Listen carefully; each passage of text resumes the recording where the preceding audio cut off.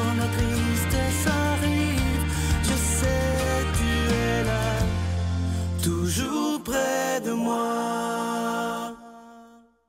Bon samedi, bienvenue à votre émission La Victoire de l'amour. C'est toujours avec une grande joie que je vous retrouve pour qu'ensemble on puisse miser sur la priorité des priorités. Et pour moi et pour vous, je l'espère, c'est la parole de Dieu. Ce matin, on rejoint notre amie, notre petite sœur sourire à nous, sœur Angèle.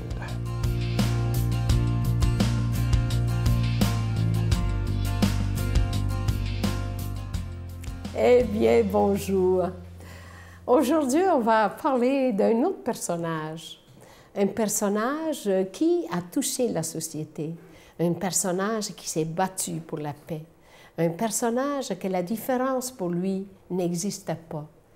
Tout ce qui existait, c'est la valeur humaine, la valeur de l'être humain, quel qu'il soit. Et aujourd'hui, je vais justement vous dire de Martin Luther King. C'était un homme de 1929 à 1968. Il n'est pas mort vieux, vous voyez. On dirait que le Seigneur, les hommes de grande valeur, il les appelle à lui. Pasteur baptiste afro-américain, sa lutte non-violence contre la ségrégation sociale et pour la paix lui a valu le prix Nobel de la paix en 1964. Ça fait pas tellement longtemps. Et à ce moment-là, il s'est très battu pour les personnes colorées. Et là, vous voyez, on a un blanc et un coloré, mais les deux font partie du cœur mystique de Jésus. C'est ça. Pour lui, il n'y avait pas de différence. Ce qui compte chez un homme, ce n'est pas la couleur de sa peau ou la texture de ses cheveux, mais la texture et la qualité de son âme. Voyez, c'est profond. Voyez-vous, ces hommes, quand même, c'était un homme du monde, mais qui avait découvert cette grandeur et pas de différence. Pour lui, c'est ça la simplicité. Il a gardé cette vitalité et cette valeur parce que l'âme n'a pas de couleur. Le cœur n'a pas de couleur. C'est extraordinaire. Et il voyait l'être humain tel qu'il était. L'obscurité ne peut pas chasser l'obscurité. Seule la lumière le peut. C'est sûr que quand vous êtes dans le Grand Nord, 6 mois de noirceur, à chercher la lumière, vous ne la trouvez pas. Mais au bout de 6 mois, vous avez 6 mois de lumière. C'est extraordinaire quand on essaie de comprendre ce qui nous entoure. La haine ne peut pas chasser la haine. Seul l'amour le peut. Vous voyez comment c'est grand. Moi, cet homme, j'ai eu la chance de le rencontrer et je le regardais dans une grande simplicité, mais d'un amour vrai. Il n'était pas artificiel. Il était un homme engagé, près de tous et de chacun. Notre Père qui es aux cieux, que ton nom soit sanctifié, que ton règne vienne, que ta volonté soit faite sur la terre comme au ciel. Donne-nous aujourd'hui notre pain de ce jour. Pardonne-nous nos offenses comme nous pardonnons à ceux qui nous ont offensés. Ne nous laisse pas entrer en tentation, mais délivre-nous du mal, car c'est à toi qu'appartient le règne, la puissance et la gloire pour les siècles des siècles. Amen. La Victoire de l'amour vous invite à sa retraite spirituelle les 18, 19 et 20 mai 2018 sous le thème « Les secrets du bonheur ». Nous avons le privilège d'accueillir directement de Paris le Père Michel Marie qui animera cette retraite. De plus, le vendredi soir, un souper-spectacle avec le Père Michel Marie et ses musiciens vous sera offert. Seront aussi présents Brigitte Bédard, Miguel Padilla et Sylvain Charon à l'hôtel et suite Le Dauphin de Drummondville. Réservé au 514-523-4433 ou 1-888-811-92-91. Je vous parle avec beaucoup de joie de ce beau cadeau du mois de janvier. C'est absolument magnifique. C'est un véritable bijou de grande, grande qualité. Il s'agit du pendentif de la prière de la sérénité qui est plaqué or et déjà béni. Et c'est une belle façon de commencer l'année 2018. Cette prière qui est magnifique, je vais vous la lire pour ceux qui la connaîtraient peut-être pas. C'est « Mon Dieu, donnez-moi la sérénité d'accepter les choses que je ne puis changer, le courage de changer les choses que je peux, et la sagesse d'en connaître la différence. » Et moi, je vous le dis, je vous le disais la semaine dernière, si on vivait cette prière-là pendant l'année 2018, je vous promets que notre vie, elle sera absolument merveilleuse. Notre vie sera beaucoup plus belle et beaucoup moins stressante si on décide de donner cette vie à Dieu totalement. Et lorsqu'on lui donne notre vie, on est assuré d'être heureux. Je vous rappelle que c'est avec un don de 25 $. Et si on vous en voulez deux, avec un don de 40 $. Je vous donne l'adresse. La Victoire de l'Amour, casier postal 120, succursale Boucherville à Boucherville, J4B 5E6. Je vous la redonne. La Victoire de l'Amour, casier postal 120, succursale Boucherville à Boucherville, J4B 5E6. Également par téléphone, par carte de crédit du lundi au vendredi de 8h30 à 16h30 dans le 514-523-4433, 523-4433 ou sans frais, le 1-888-811-9291, 1-888-811-9291 et aussi sur notre site Internet. Vous savez que c'est une façon très rapide de faire votre don. Vous pouvez le faire 24 heures sur 24 et c'est le www.lavictoiredelamour.org. Alors, je vous montre une dernière fois ce magnifique cadeau, le pendentif de la prière de la sérénité qui est plaqué or et déjà béni. Merci de tout cœur de votre générosité.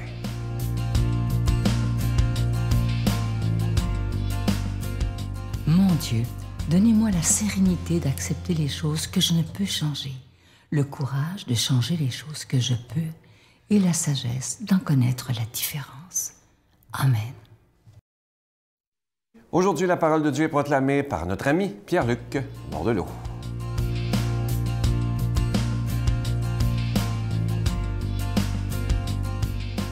Bon matin de Dieu à vous, très heureux de vous retrouver pour proclamer l'Évangile selon saint Marc avec vous. Vous allez voir, c'est un évangile qui est tout court ce matin, assez rapide, mais dans lequel il y a une phrase clé sur laquelle j'ai goût de, comme on dit, faire du pouce, poursuivre, pour savoir un peu comment ça peut m'inspirer dans ma vie. Hein? La parole du Christ qu'on lit peut-elle inspirante dans nos actions actuelles? C'est toujours comme ça, moi, que j'ai goût d'avoir cet élan-là. Alors, l'Évangile selon saint Marc.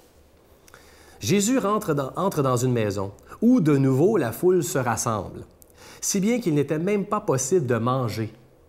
Sa famille, l'apprenant, vint pour se saisir de lui car il affirmait « Il a perdu la tête ». C'est tout. C'est complet avec cet évangile-là ce matin. Mais il y a tellement de choses là-dedans intéressantes.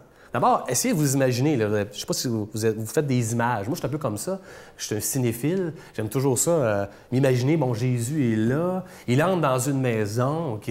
Ensuite, il y a beaucoup de foules qui se rassemblent. On imagine, là, très bien, les gens le suivent. C'était tellement inspirant. J'aurais aimé ça être là, évidemment. Et là, ils rentrent dans une maison et les gens, là, vraiment vont s'installer. Ils vont tasser peut-être des bibelots ou quoi que ce soit pour s'installer sur une table. Ils vont s'installer par terre même. Il y a tellement de gens, mais écoutez ça, là, qu'on n'était même pas capable de manger. Ça veut dire que la cuisine était remplie, là. Ça veut dire qu'il n'y avait pas possible. C'est pas possible de dire, bon, excusez, là, c'est parce que j'ai des légumes à couper, pourriez-vous vous tasser? Ça se pouvait pas, là. D'ailleurs, si la foule se rassemble, je pense pas que c'est pour manger. C'est pour une autre sorte de nourriture. D'abord, ils vont s'installer avec un gars comme Jésus, et ils vont vouloir écouter ce qu'il a à dire. Alors, laisse faire les chips ou la sangria, peu importe ce que tu as, on laisse tomber ça, puis on écoute les paroles de cet homme libre qui change tout, qui attire les foules. Imaginez ça. Mais la dernière phrase sur laquelle je m'arrête, sachant tout ça, c'est sa famille, elle va le saisir parce qu'elle dit « Hey, il a perdu la tête ». Perdu la tête, ça veut dire vraiment « Hey, non, mais attends une minute, là. Tu as eu toute une journée, tu as là, dure journée au boulot pour toi, là. Alors là, il faut que tu manges, il faut que tu boives, il faut que tu prennes un temps d'arrêt. » Ils ont raison, hein, ils veulent prendre soin de lui. Mais maintenant, ils font comme « Ben voyons, là, c'est parce que ça c'est, là. On rentre dans une maison, il faut s'arrêter. » Et moi, la question que je me pose dans cet évangile-là, celle qu'elle me soulève, c'est quand la dernière fois qu'on vous a dit ça? Qu'on vous a dit « As-tu perdu la tête? » C'est quand la dernière fois qu'on a dit, en bon québécois, « Non, mais t'es fou? T'es-tu malade? Arrête ça tout de suite. » Ou, bonne expression québécoise que vous allez peut-être reconnaître, ou est-ce que tu t'en vas avec tes skis, entre guillemets. T'sais. C'est-à-dire, qu'est-ce qui se passe? Là? Tu prends un choix qu'on ne comprend pas. Tu t'en vas dans une orientation qu'on ne saisit pas. C'est quand la dernière fois que ça vous est arrivé, ça? Est-ce que ça devrait encore vous arriver? Moi, je vous l'explique, ça m'est arrivé surtout 2 fois. 2 fois au nom de ma foi, où on a cet élan du cœur-là, que j'ai pris une décision, que les gens autour de moi ont fait comme « Non, non, non, là, qu'est-ce que c'est ça, ça marche pas, là. » Bon, on m'a peut-être pas dit « T'as-tu perdu la tête? » mais un peu quand même. La première fois, c'est quand je suis parti comme ça pour l'Ouest canadien. Il fallait que je quitte mon monde, mon confort, pour, oui, apprendre l'anglais, vivre de l'aventure, mais je vous dis, il y avait un élan de foi là-dedans. Il fallait que je quitte mon confort pour aller vivre un peu ce que j'étais ailleurs. Tu sais, des fois, il faut quitter pour mieux revenir. Là. Je vous dis, c'était cet élan-là. Puis j'avais aucune raison de partir. J'étais bien, ça allait bien, il n'y avait pas de problème, j'étais dans mon confort. Alors, laisser tout, même mes études à l'époque où je chantais que là, non, c'est pas libre ce que je fais là en train d'étudier, c'est pas ça que je dois faire. Je dois juste avoir un temps pour quitter. Et j'ai rencontré des gens là-dedans, j'étais allé valider ma foi. J'ai vécu des moments là, où, je vais vous avouer, là, il y a un soir, par exemple, j'avais aucun endroit pour dormir. Ça a donné comme ça. Il y a quelqu'un qui est arrivé. Je vous dis, moi, c'est le Christ qui prenait soin de moi. C'est Dieu dans vraiment sa générosité qui arrive et qui dit « Hey, ça tente-tu de dormir chez nous ce soir? J'ai une petite place sur le divan. » Il ne savait même pas que j'avais aucun endroit. Je ne l'avais même pas dit. Je vous dis, là, merci. C'est ce que j'ai fait. C'est incroyable. Alors, des fois, quand on a des gestes où on perd la tête, on se consacre à quelque chose qui, selon les autres, ne fait pas de sens, comme par exemple être là pour influencer une foule plutôt que de vouloir manger, on peut changer des choses quand même.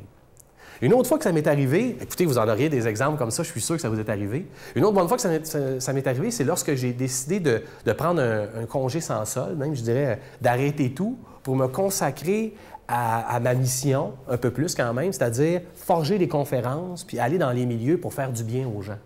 Et je vous le dis, là, c'est au nom de ma foi que j'ai senti cet appel-là. Le Christ rentre dans ma vie pour me dire, là, c'est parce qu'il est le temps que tu t'accomplisses. Moi, là, à l'époque, là, j'ai lâché ma job pour accomplir ma mission. Toi, je vous dis, c'était vraiment l'appel que je ressentais.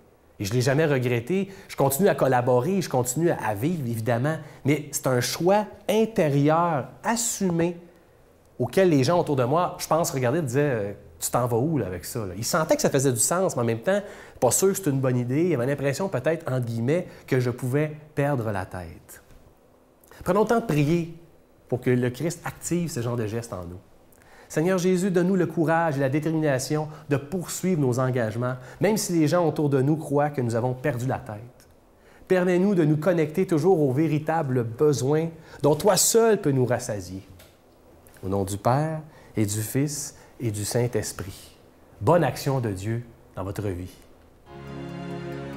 Je vous salue Marie, pleine de grâce. Le Seigneur est avec vous. Vous êtes bénie entre toutes les femmes, et Jésus, le fruit de vos entrailles, est béni. Sainte Marie, Mère de Dieu, priez pour nous pauvres pécheurs, maintenant et à l'heure de notre mort. Amen.